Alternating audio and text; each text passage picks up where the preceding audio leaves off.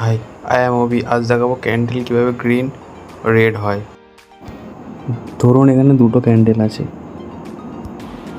একটা হচ্ছে green candle, একটা হচ্ছে রেড ক্যান্ডেল। আমরা চিনব কী করে যে এটা কেন গ্রিন হলো, এটা কেন রেড হলো?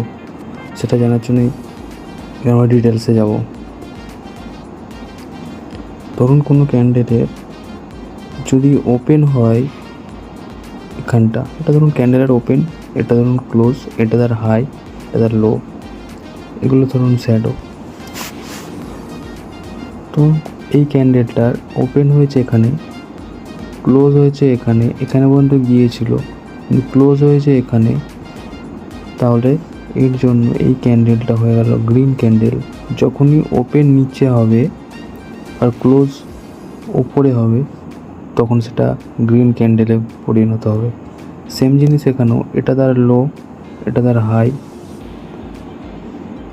এটা তার ওপেন, এটা তার ক্লোজ। অর্থাৎ এখানে ওপেন হয়েছে ওপরে, ক্লোজ হয়েছে নিচে, তো সেই জন্য এটা হয়ে গেছে রেড ক্যান্ডেল। Thank you.